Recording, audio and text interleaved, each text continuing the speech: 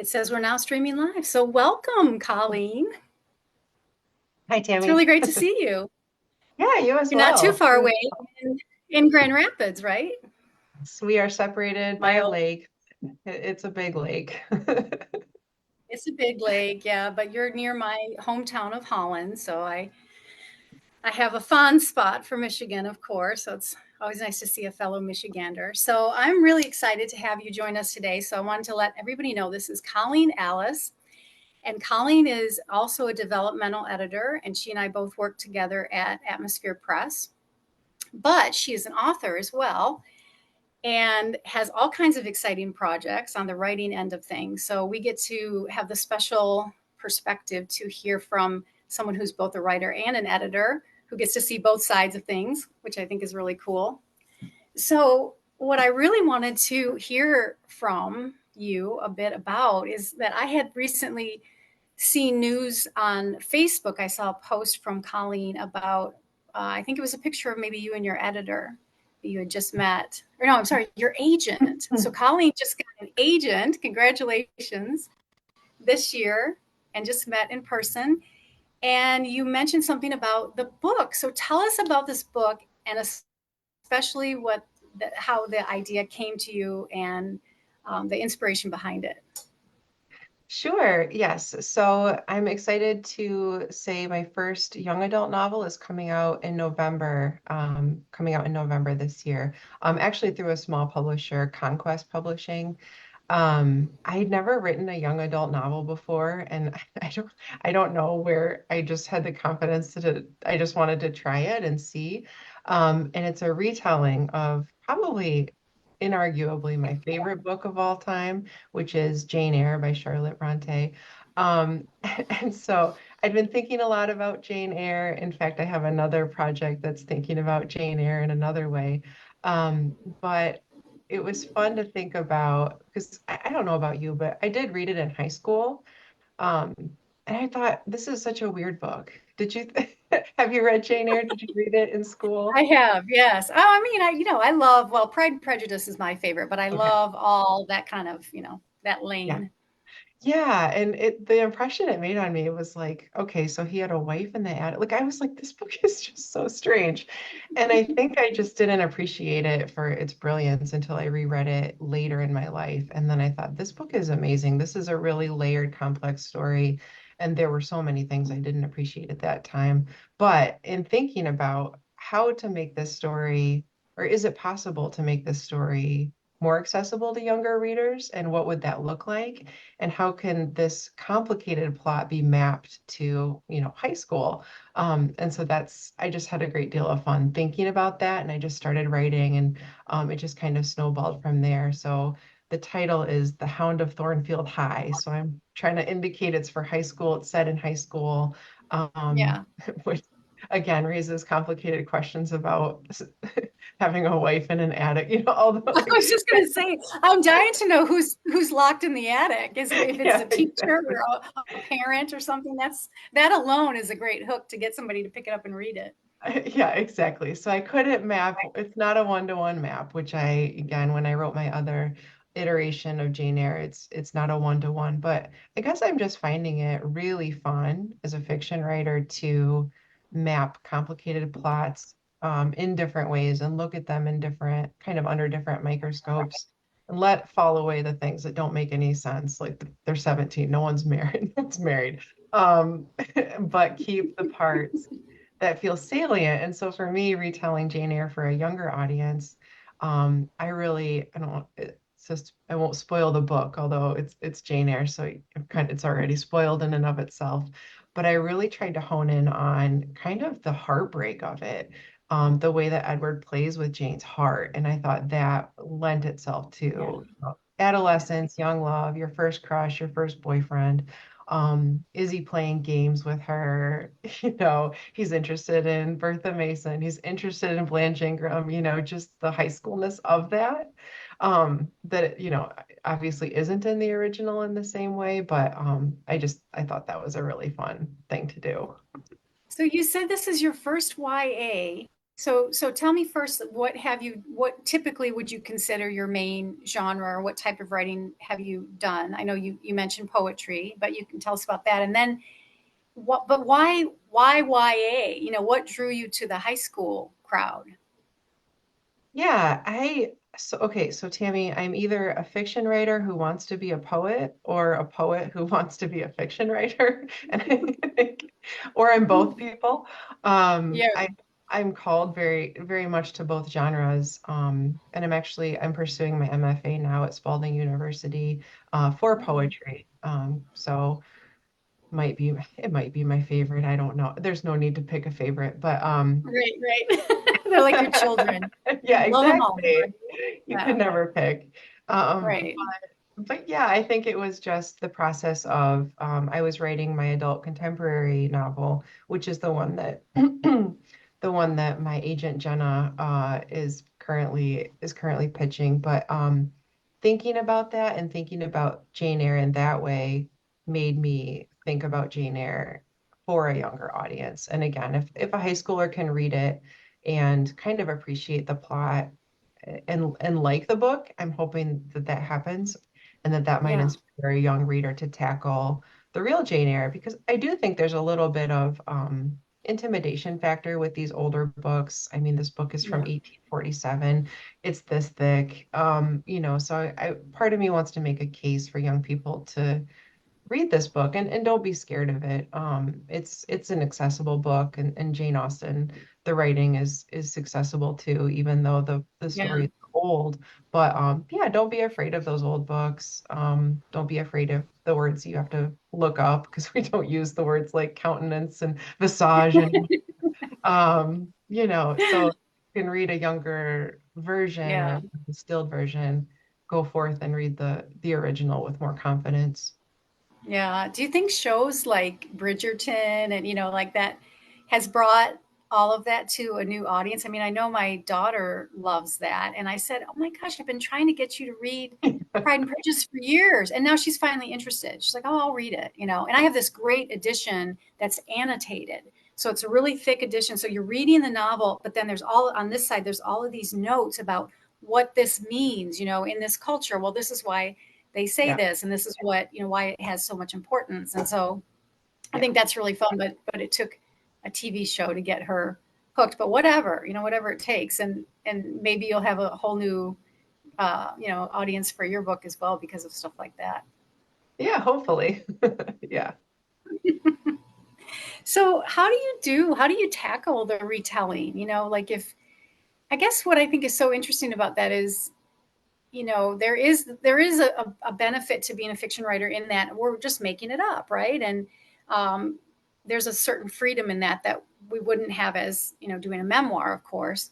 So when I went back to fiction after writing my memoir, I thought, oh, this will be a piece of cake, right? Like, I don't have to stick to these events, these painful events. If something's not working or if it feels painful, I'll just veer this way, or I can just make up this. Of course, we know it's not that easy because we do have to follow a story structure, and there are a lot of things that levers behind the curtain that have to be moving. But I do think it would be fascinating to have sort of a template to work with. How do you map that out? How do you know what notes you have to, or what beats you have to hit, and what you can just leave out? And is that easier, or is it just as difficult? Yeah, I think those are the right questions to ask when thinking about any kind of a retelling or a reformatting. And I think one thing that I hope is working for me is that approach does align with the way I write fiction in general. So I have a few novels out, and I'm gonna raise another divisive debate, which is some fiction writers are pantsers and some are plotters. Yeah. Using the language from NaNoWriMo, are you the type of author that sits down and makes, I mean, I know a writer who made like 12 pages, single space of notes. The whole book was right there. Um, or do you just like open a Word document and just, it's like we Blah. and go. Yeah. Yeah. I think most writers are somewhere on that spectrum. I'm not a big planner. I tend to think of five, six things I think are going to happen. But I think it's much more my style to think of an interesting character or characters and then put them in an interesting predicament, or at least a predicament that I find interesting. And then I'm Yeah. just surprised as the reader at the way that they're gonna, weasel out of or navigate through Right. things. So in thinking about a retelling, I did try to think about what were like the non-negotiable, what things needed to stay in the plot, and so like Bertha Mason needed to be there, Blanche Ingram needed to be there, and I needed Jane to have some kind of crisis about her orphanhood or her, her family situation, because that's a really big part Yeah. of the original book too. And so to find ways to keep it, let the plot be about her journey still. But I think for the retelling, I thought more about which people needed to stay, more than which events needed to stay. Because, again, Oh, there wasn't a mad woman in an attic per se, and there wasn't a wedding that gets halted. There, and she's not a governess because she was 17 herself. So right.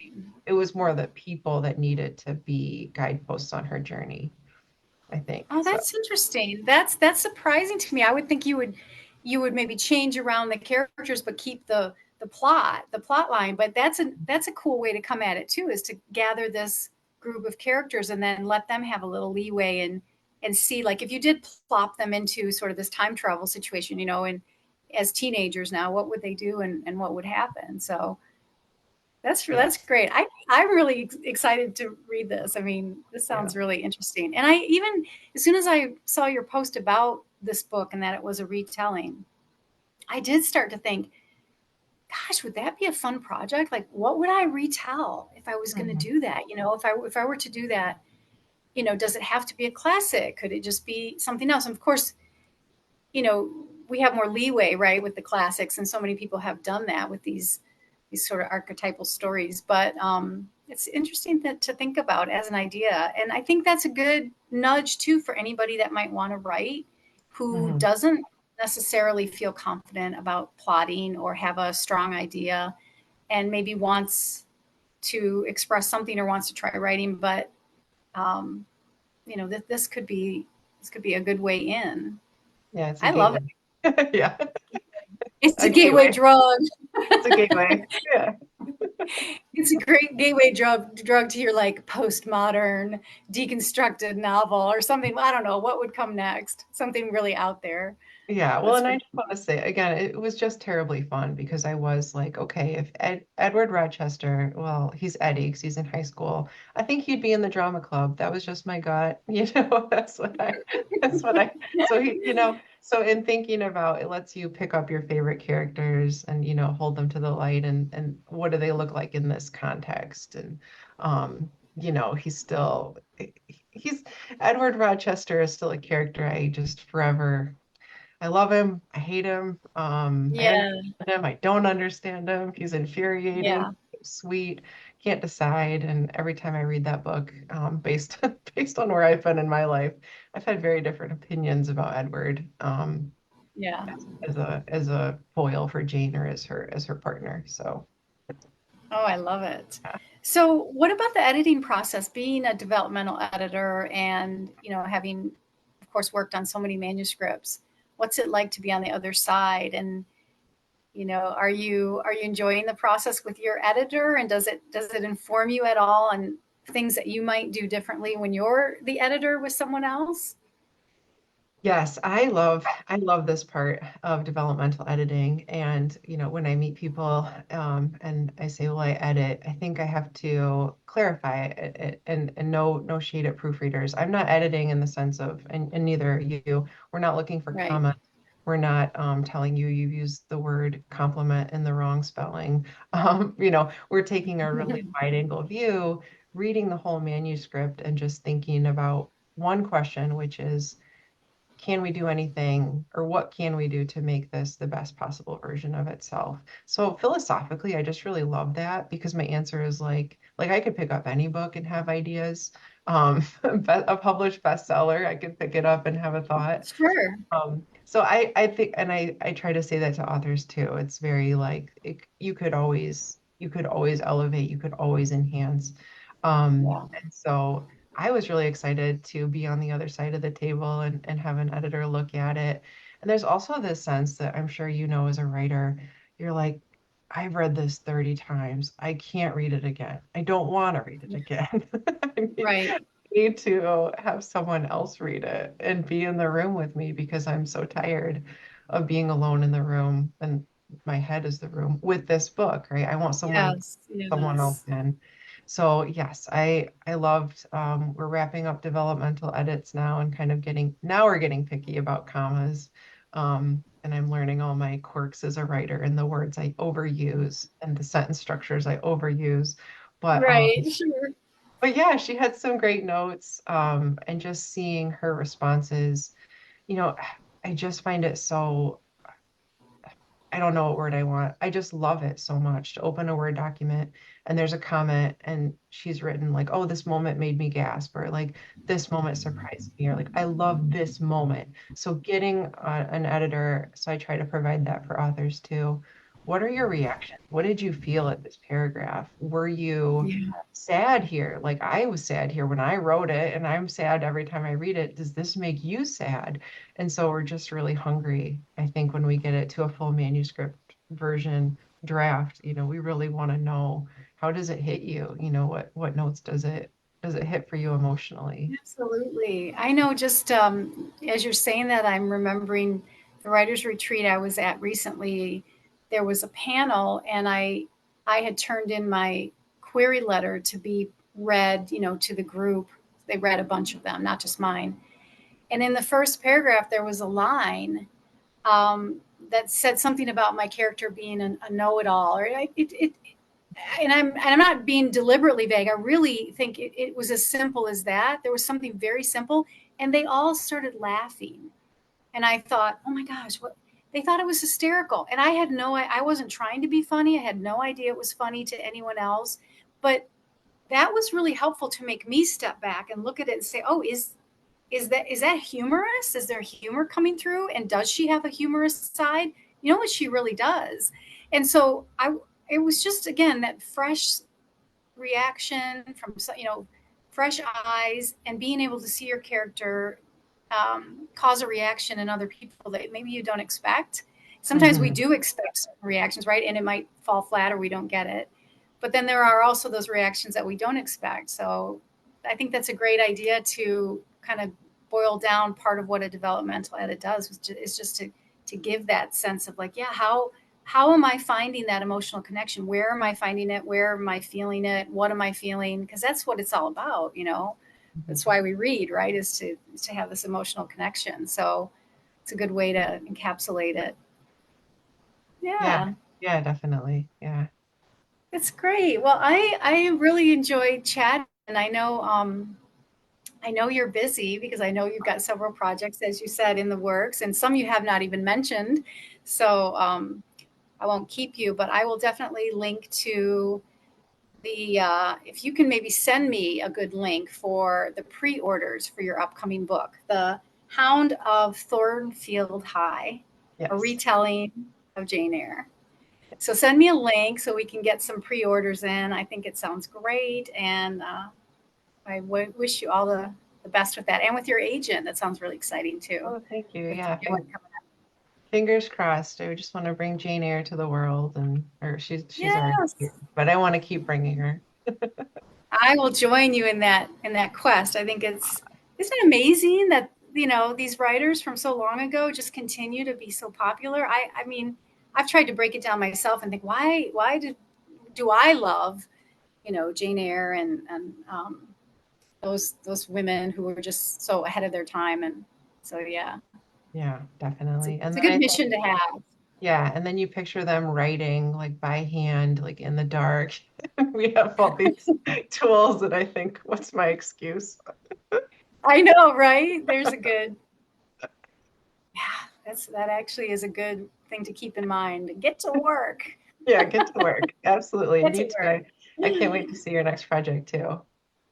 Oh, Yeah. thanks. Well, we will stay in touch and, good luck in the developmental edit trenches. I'm sure we'll meet there at some point. But yeah, enjoy your writing, enjoy the process, and thanks for chatting. Yeah, thanks. Thanks to you too, Tammy. Okay, I'll talk to Okay. you later. All right. All right. Bye. Okay, bye bye.